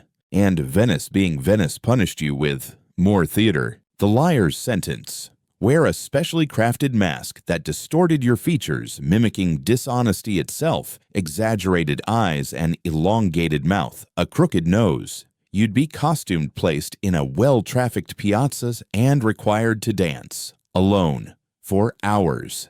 The music was provided often by street performers hired by the city. The crowd gathered. The shame was shared. Now here's the fringe tidbit. Some masks had movable parts, eyelids that blinked when you tilted your head, a jaw that snapped shut when you bowed. The more elaborate the lie, the more elaborate the mask. One famed mask had a rotating second face on the back, because as the magistrate said, this man speaks both ways. Historians still argue whether these punishments were rooted in carnival tradition or evolved from older Catholic penance rituals. Some connect it to the biblical idea of wearing your sin. Others point out that Venice blurred the line between punishment and pageantry more than most cities in Europe. The person dancing tonight, a grain merchant who claimed a shipment had spoiled at sea, only for it to be discovered stashed in a cousin's cellar. He lied in court, tried to blame the weather. Now he wears a mask with one eyebrow permanently raised, a tongue painted down the cheek, and the phrase, non vero ma utile, not true but useful, scrawled on his belt in gold thread. Children whisper and giggle. Some mimic his clumsy spins. He doesn't speak. That's part of the sentence too. Silence while his body does all the confessing. And when the music ends, he bows. Holds his arms open wide, mockingly. A final pirouette. Then the magistrate steps forward and gently removes the mask. No words are exchanged. The man puts his head down and disappears into the crowd. The square empties slowly like a stage after the final act. You're left with the memory of those distorted features frozen in grotesque performance. And you wonder, was it cruel or cathartic? Venice would say it was both. Because here, truth isn't just expected, it's staged. And when you lie to the city demands a performance in return until your feet ache, your pride cracks, and your reputation floats off like a torn prop in the lagoon breeze. The echoes of the liar's dance fade behind you, swallowed by the sloshing hush of tidewater against the stone. Venice never really goes quiet. There's always the sigh of oars, or the far-off clink of wine glasses. But tonight, you find yourself in one of the few places where the city holds its breath, the long, shadowy colonnade beside the old marketplace. Here, under its arches, lanterns swing lazily and cast long twin silhouettes on the worn brick. Two figures in brown robes move slowly across the stones. Except, no wait. The robes are too new, too clean. And the men, they're not monks. They're imposters. Caught trying to impersonate members of a local monastic order to beg for alms, these men are now on a public penance trail. They shuffle along, barefoot, heads bowed. But what gives it away, the thing that makes everyone stare, isn't the robes. It's the trail of breadcrumbs they scatter as they go. Every few steps, they toss a pinch. Not too much, just enough to mark their passage. Behind them, pigeons and stray dogs follow, like a ragged little parade. At first it looks funny, then oddly poetic. This punishment is known as Il Sentiero del Pane Bugiardo, the liar's breadcrumb trail. The mainstream historical fact, Venice was deeply protective of its religious orders. Monks were respected, even feared. They ran schools, hospitals, and served as witnesses in legal matters. So impersonating one, even to gain food or sympathy, was seen not just as fraud, but as sacrilege. Yet again, the Republic chose symbolic punishment over physical pain. Instead of imprisonment, impostors were made to walk the districts they had scammed, dressed in clearly marked fake robes stitched with thread in unnatural colors like saffron or teal. And they were ordered to scatter breadcrumbs along the way as a visual metaphor for the spiritual crumbs they had fed the city. Now, for the fringe tidbit occasionally, offenders were made to recite made-up blessings as they walked phrases so absurd they bordered on surreal. One report describes a man who, while tossing crumbs, was required to murmur, "May your lentils multiply like secrets in confession." Bystanders were encouraged to respond with mock amends or even improvised beatitudes of their own. Children loved these parades. Vendors sold nuts and wine nearby. Artists sketched caricatures. It became a traveling tragicomic performance, equal parts satire and atonement. Historians still argue about the origins of the breadcrumb trail. Some trace it to an actual monk who centuries earlier left crumbs to feed birds outside the hospital and became a folk hero. Others believe it was a twisted adaptation of old carnival processions where masked figures would walk through the city tossing candies. Venice, as always, saw no reason not to remix sacred and silly. Back beneath the colonnade, the fake monks reach the end of their route. A court official steps forward holding a wooden ladle filled with honey. Each man must dip a finger and press it to his own lips, reciting, "Truth is sweet, and not mine to borrow." Then the robes are removed publicly slowly, and they're given modest tunics to wear home. Their punishment ends with a whisper and a crumb.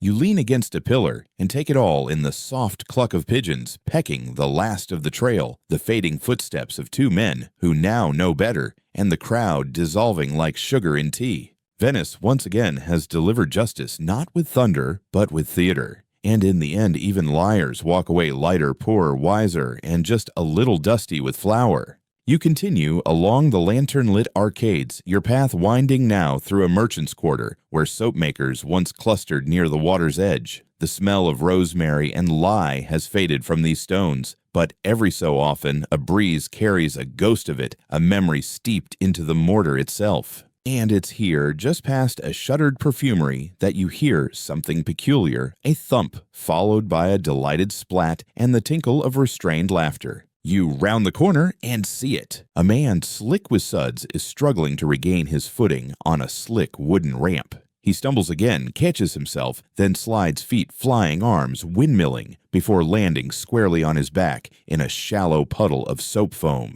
The crowd gasps, then erupts in applause. This is no accident. You've discovered the punishment known as il piano scivoloso della bugia, the slippery slope of lies. It's reserved for dishonest soap makers, and it's one of the Republic's most slapstick corrections. The mainstream historical fact, Venice, with its high demand for fine soaps and perfumes, had strict quality controls for soap production. Makers were required to use specific ratios of animal fat ash and essential oils. Cutting corners using diluted lye or fake fragrances was both dangerous and deceitful. Bad soap didn't just stink. It could irritate skin or damage fabric. So how do you punish a slippery liar? You make them slip. When caught, dishonest soap makers were sentenced to appear in public, typically near their own workshop, wearing thin linen underclothes and attempting to walk across a slightly inclined ramp covered in a thin layer of rejected soap. Not dangerous, just undignified. Each slip represented a lie. Each fall was a reminder. The fringe tidbit. The punishment became so popular with local spectators that markets started timing their opening hours around the event. Children would chant rhymes as the offenders slipped: 1 fall for lie, 2 falls for greed, 3 for the stench of a false good deed. In especially theatrical cases, the offender had to carry a bar of soap labeled Verita Truth and hold it above their head throughout the ordeal. If they dropped it, the sentence restarted. One man slipped 7 times in a row and reportedly muttered, "At this point, I am the soap." Historians still argue whether this was more punishment or public comedy. Some suggest it began as an informal guild tradition, soap makers regulating their own members before city officials adopted the practice. Others believe it was part of Venice's broader campaign to elevate consumer trust through theatrical enforcement. Today's offender seems to understand the spirit of the thing. He slides once more deliberately maybe, and does a spinning fall that ends with him sprawled across the foam like a tragic actor at curtain call. The crowd cheers. A child throws him a bar of lavender soap wrapped in ribbon. A court official steps forward with a clean towel embroidered with the words, "Clean hands, clean heart." The soap maker bows, accepts the towel, and disappears into a nearby doorway, cleaner than before, if not by choice. You linger a moment longer, watching as officials carefully scrape the ramp and collect the used foam into wooden buckets. Even the cleanup feels rehearsed. Venice wastes nothing, not even spilled soap. And as you walk away, shoes squeaking slightly on the slick cobbles, you realize something. In any other city, justice is dry. In Venice, it's occasionally bubbly. You wipe your soles on a patch of dry stone, your shoes now giving a faint squelch squeak as you move forward deeper into the city's warren of alleys and campi. You're in the artisan quarter now, where tailors stitch by moonlight, cobblers hammer in rhythm with church bells, and somewhere someone always seems to be tuning an instrument. You hear the music before you see it. It's not bad, if anything, it's almost too good. A lilting violin duet carried by the night air with the melancholy of a gondolier's sigh. But there's something odd about it, a hesitation, a tension, and then you see why. 2 men in stocks, arms, and necks locked in wooden frames sit on low benches in front of a gathering crowd. Each holds an instrument, one a violin, the other a lute. Their fingers move carefully, their posture awkward, but they're playing, not by choice, by sentence. Welcome to one of Venice's strangest public corrections, Concerto delle Colpe, or the Concert of Faults. The mainstream historical fact, Venice was a city of music. Every campo echoed with songs from bawdy tavern ballads to sacred choral masterpieces. Musicians were everywhere, guild-trained or self-taught, licensed or otherwise. But with great noise came great responsibility. Playing without permission, disturbing sacred hours, or disrespecting civic events with inappropriate songs could lead to serious repercussions. But locking up a musician, that would rob the city of its favorite pastime. So instead, Venice forced them to keep playing, just not in the way they'd like. Punished musicians were sometimes sentenced to perform, while confined to stocks placed at awkward angles that forced uncomfortable playing. They'd be given a daily list of approved songs, usually somber, moralizing tunes, and required to perform in public squares during market hours. The fringe tidbit. The sheet music was often handwritten by local schoolchildren who were instructed to add extra flourishes to make it harder. One popular punishment tune was The Ballad of the Blushing Lute, which required complex fingerwork, sharp key changes, and a high note so difficult that missing it made the audience groan in theatrical despair. Crowds would gather not to mock necessarily, but to judge. If the performance was poor, spectators could toss small coins or stale buns. A particularly good performance, however, sometimes earned applause. In a few cases, repeat offenders became minor celebrities. One lute player sentenced for playing anti-government verses performed so beautifully that a local noble paid his fine just to get him out of the stocks early. Historians still argue whether this punishment was created by the city or by the musicians' own guilds. Some believe it was a way to preserve dignity while enforcing discipline. Others say it was just another example of Venice's love of irony, punishing noise with enforced harmony. Back at the square, one of the men fumbles a note. A child hisses. The other grins and launches into a perfectly timed trill, winning an enthusiastic clap from a nearby baker. You can see the pride and the pain in his posture. This isn't just a show. It's an endurance test, both musical and moral. After an hour, a court clerk approaches with a bell. The performance ends. The musicians are released, their instruments wiped clean and returned with a nod. No words, just the echo of the final note hanging in the night. And you're left thinking, what if all punishments ended with applause? What if your mistakes had to be played out one string at a time in the key of redemption? In Venice, you don't serve time. You serve tempo. You leave behind the square, where melodies once met misdemeanors, your ears still humming with the last tremble of strings. But as you turn onto a quieter street, something else takes hold: laughter, the kind that bursts out abruptly, slightly shocked, and quickly stifled. You follow it to a small piazza where a modest crowd has gathered, all eyes trained on one man, middle-aged, richly dressed face, beet red, standing absolutely still under the watch of two city officials. Or rather, he had been still. Now he looks mortified, because someone has just taken his wig. This is Il colpo del fazzoletto, the snatch of the handkerchief. Or more specifically, Venice's wig-pulling punishment for disrespect in sacred spaces. The mainstream historical fact. In Renaissance Venice, the courtrooms and council halls were considered sacred civic spaces, temples of reason and order. Any disruption in those spaces, especially something as undignified as sneezing during a solemn pronouncement, was considered a symbolic insult to the Republic. And this man, he sneezed loudly during the final words of a judgment involving a noble dispute, and worse, he laughed afterward. Venice responded with theatrical precision. As punishment, the offender is brought to a public space dressed in formal attire as if attending court again. Without warning, a court-appointed youth, a runner is tasked with sneaking up and snatching the man's wig or hat off his head in front of onlookers. The crowd is not told when it will happen, nor is the offender. It is an ambush of humiliation. Here's your fringe tidbit. This punishment may have originated not in Venice, but in Constantinople, centuries earlier, where court jesters were once allowed to pluck the headdresses of those who fell asleep during civic readings. Venice, being a city of clever borrowings, added it to its justice playbook, minus the jester plus more embroidery.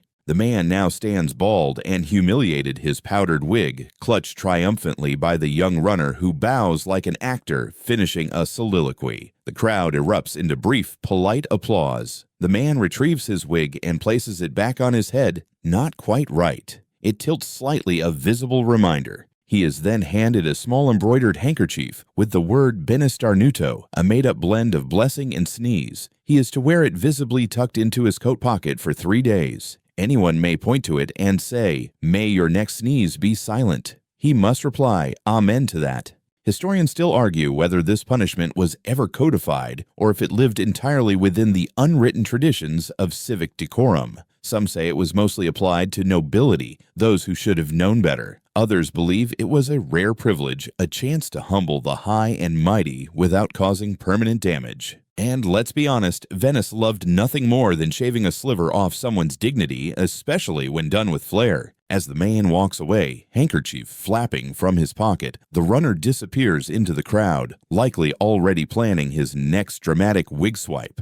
You smile, because here in Venice, even a sneeze can echo for days. Justice doesn't always wear robes. Sometimes it's holding a handkerchief. You keep walking, the chuckle still tugging at your chest. The streets narrow once more, bringing you to a more aristocratic part of town. cleaner alleys, shuttered windows with painted trim iron lanterns that burn longer and steadier than elsewhere. This is where the rich hide from the city's noise, their scandals handled quietly, unless they spill into public view. Which brings you to the most curious trial you've encountered yet. Because on a raised wooden platform outside a stately home under a banner that reads, "All creatures equal before the law," sits a dog.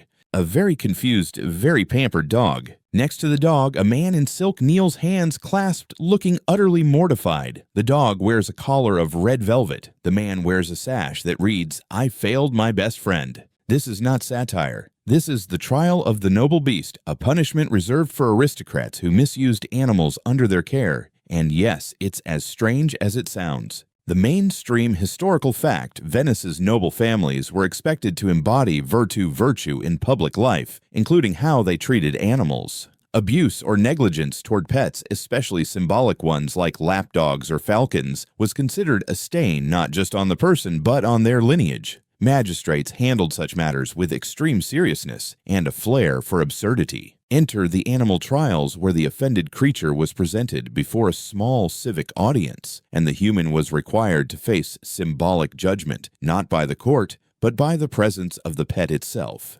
The fringe tidbit. In some trials, animals were given a voice through a designated speaker, often a child who would interpret the dog's expressions. One boy famously began with, "My lord barks. Thus you forgot my supper, you fool." In today's case, the nobleman forgot to feed his prized spaniel while attending a 3-day dice tournament. The dog was found weak and whimpering by a servant. The punishment, a public apology delivered on both knees beside the dog with a ceremonial offering of roasted chicken and a cushion stuffed with lavender. The man now begins to recite, "In the eyes of heaven in fur I stand corrected. May your tail wag long." His voice breaks on wag. The crowd titters. The dog, for its part, looks supremely unconcerned. But there's more. The nobleman must then help the dog sign a document paw, pressed in ink, then onto parchment, that confirms forgiveness granted. The scroll will be displayed in the family home for a full season. Guests will see it and ask, "Ah yes, wasn't this the spaniel who once judged Lord Niccolo?" And everyone will remember.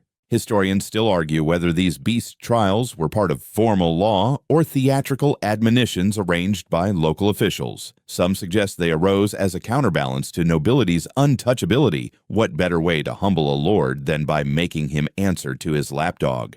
You watch as the nobleman lifts the dog, gently kisses its nose, and places it on the lavender cushion. A court scribe nods. Punishment concluded. And you realize that in Venice, the law doesn't just serve the people. It serves spectacle. Whether for cheese thieves, gossipers, or aristocrats with poor pet etiquette, everyone has their stage, even the dog. So tread carefully, because in this city, anyone can be called to court. And sometimes the judge has 4 paws and a better posture than you. Night has fully settled over Venice, now the city draped in velvet shadows and lamplight that pools like spilled honey along the canal edges. You drift further away from the noble quarters toward the far reaches of the city, where wooden workshops lean precariously over black water and forgotten docks groan with the weight of memories.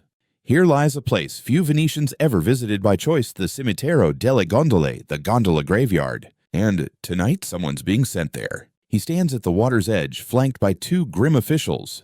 No shackles, no drama, just a slow walk down a rotting dock toward a half-sunken gondola paint, peeling its elegant carvings choked with moss. He doesn't look dangerous, just defeated. This is banishment Venetian style, but not the kind that sends you out of the city. This is symbolic banishment, the act of being exiled not to a distant land, but to a useless gondola, one that will never carry a passenger again. A floating tomb for mistakes. The mainstream historical fact, Venice prized its gondolas. Sleek, elegant, and highly regulated, each was required to follow specific design laws. Boat owners could not alter their shape or colors without permission. Gondoliers, meanwhile, swore oaths of service and honor. Many were considered extensions of the city itself. So when a gondolier broke that trust by smuggling cheating tourists or insulting the Republic, he could be banished to the graveyard. The punishment wasn't physical exile, it was professional erasure. The convicted man would be stripped of his gondolier license and required to spend 7 days seated in an old broken gondola at the cemetery dock, unable to row, unable to leave, surrounded by the ghosts of ruined vessels. No one would speak to him. No one would offer food. The silence was part of the sentence. Here's your fringe tidbit. Once a day, a musician from the Guild of Watermen would arrive and play a mournful song nearby, never looking at the banished man. The melody was always the same, L'Addio all'onda, farewell to the wave, a tune no longer taught, but once as recognizable as a tolling bell. Today's offender had been caught accepting bribes to guide foreign visitors through shortcut routes, ones that intentionally passed by his cousin's souvenir stall and avoided inconvenient views of the poorer quarters. Small offense maybe, but enough to trigger symbolic exile. The city didn't punish only violence. It punished disrespect to the Republic's integrity. He steps now into the broken gondola. It lifts heavily to one side, water sloshing beneath the planks. A court scribe lights a lantern and places it beside him. Its glow will be his only company tonight. Then they leave him. No speech, no applause, just the quiet creaking of wood and the soft sound of oars in the distance. Historians still argue whether this form of exile was effective deterrent or mere performance. Some say it served as a warning to other gondoliers, reminding them that privilege came with precision. Others believe it was more ritual than regulation, a moment where the city itself said, "We remember who you were, and we will remember what you did." You stand at the edge of the graveyard watching the lantern flicker faintly in the distance. Around him, dozens of ruined gondolas rock gently in the dark, some with names still legible, others anonymous. Each one a story, each one a sentence. And you can't help but feel a quiet respect for this form of punishment. No whips, no cells, just a floating coffin of pride, a week of reflection, and a melody that means goodbye. In Venice, even your tools can turn against you, especially when your boat is your badge. From the edge of the gondola graveyard, you turn inland once more, the smell of algae giving way to fresh bread, and the distant tinkle of glass from Murano stalls being packed away. Your feet guide you through an unusually quiet district, narrow alleys, and darkened doorways, where not even the pigeons seem interested in lingering. Then you hear it. A voice not singing, not crying, but proclaiming something in slow, deliberate Latin. You follow it to a cloistered courtyard, lantern lit and oddly theatrical. At the center stands a single figure dressed in judicial robes, arms raised dramatically toward the sky. He's not addressing anyone. There is no defendant. No audience besides you. No crime. Only performance. This is one of Venice's strangest rituals, reserved for symbolic closure after a misdeed could not be pinned to a real culprit, the mock trial of the imaginary criminal. The mainstream historical fact, Venice prided itself on meticulous record-keeping, thorough trials, and written resolutions. But sometimes, when a particularly serious or symbolic offense occurred, say an anonymous pamphlet attacking the Doge or the quiet disappearance of civic funds without a trace, the city still wanted closure. So instead of letting the matter go unresolved, they invented a figure to blame, and then tried them. It was more than ritual, it was performance justice, an echo of real legal gravity translated into symbolic spectacle. A fabricated name, a fabricated charge sheet, even fabricated witnesses, all penned by scribes who knew it was theater but treated it as gospel. The goal wasn't to fool anyone, it was to make meaning. Tonight's imaginary offender is one Giovanni della Nebbia, John of the Fog, charged with corrupting civic spirit through mischief and misdirection. The magistrate recites testimony from fictional neighbors. They describe foghorn-like laughter, stolen bell clappers, and fountains that ran wine for one illegal night of chaos. Giovanni has no defense counsel. He is declared ever absent, ever guilty. The fringe tidbit. The punishment for imaginary criminals was always symbolic, burning an empty cloak, sinking a carved wooden effigy into the lagoon, or as in this case, having the offender's mask ceremoniously removed in front of the Doge's statue and buried beneath the stones of the square. The burial was theatrical, usually accompanied by a dirge, the same one used at real funerals, or a Cielvento tache, now that the wind is silent. Historians still argue whether these trials were intended as satire or solemnity. Some say they were a way to avoid unrest by addressing civic fears without naming scapegoats. Others suggest they were pressure valves, shared moments for Venetians to grieve what had been lost, even if no one could be held responsible. You stand now at the edge of the square as the trial reaches its climax. The magistrate, solemn and sincere, declares, "May the fog take his secrets and leave our waters clear." A masked official steps forward, lifts an empty hood from an unseen head, and places it gently on a silver platter. The crowd, small but devout, bows their heads. Then it's over. The torch is extinguished. The robe is folded. The square returns to silence. There is no prisoner to release, no plaque to mark the place. But everyone will remember that night justice was served, even if the crime was committed by no one at all. You walk away slowly, the echo of the Latin phrases bouncing softly off the marble. It's unsettling and beautiful, ridiculous and profound, exactly the kind of punishment only Venice could invent. Because here, the law doesn't always need a body. Sometimes it just needs a name and a shadow. The wind is softer now, barely enough to stir your sleeves as you pass beneath another crumbling archway, its keystone marked by a faded lion's head. Venice sleeps, or pretends to. Water laps in gentle rhythm against the buildings, and the air is thick with that strange blend of sea salt, old stone, and memory. And tonight, memory is what lingers most, because your feet lead you toward the final piece in this strange mosaic of punishment, not a specific sentence, not a theatrical humiliation, but the summing up of it all, a place the locals refer to almost reverently as l'ultima risata, the last laugh.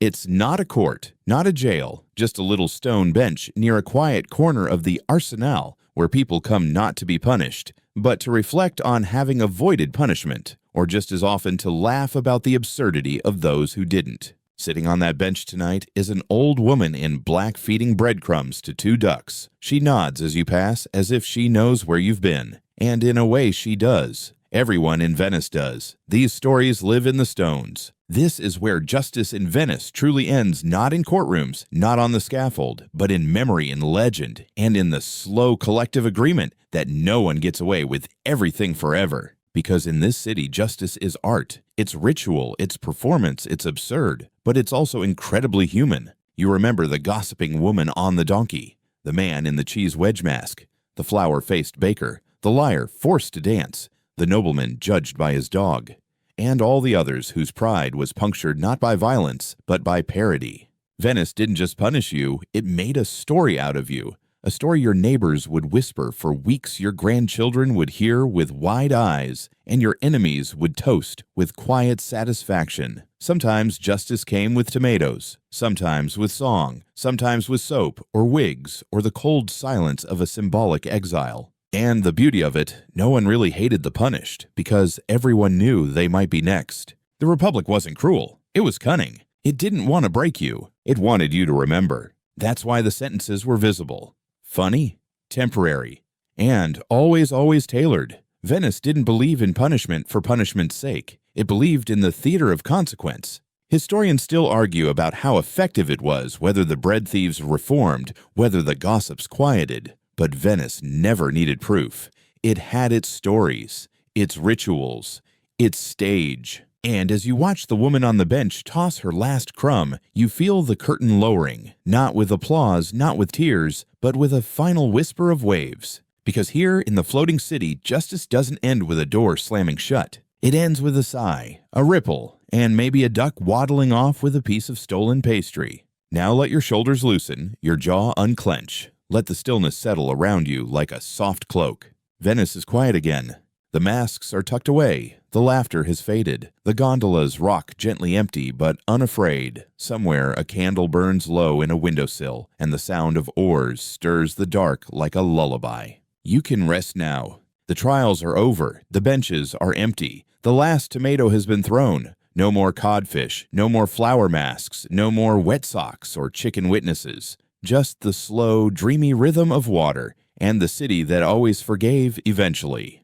Think about how strange it all is, how punishment could be funny, how shame could be shared, and how sometimes the silliest justice was also the most profound. Venice didn't ask for revenge, just accountability, and a little drama. And that's what makes it linger, not just in history books or museum plaques, but in the part of your heart that appreciates absurdity, that welcomes a little consequence with a wink. So close your eyes, Let the streets flood gently with moonlight. Let the echoes of old laughter carry you deeper into sleep. And if in your dreams you find yourself riding a donkey through the piazza or wearing a mask with a nose too long, smile. It means Venice still remembers you.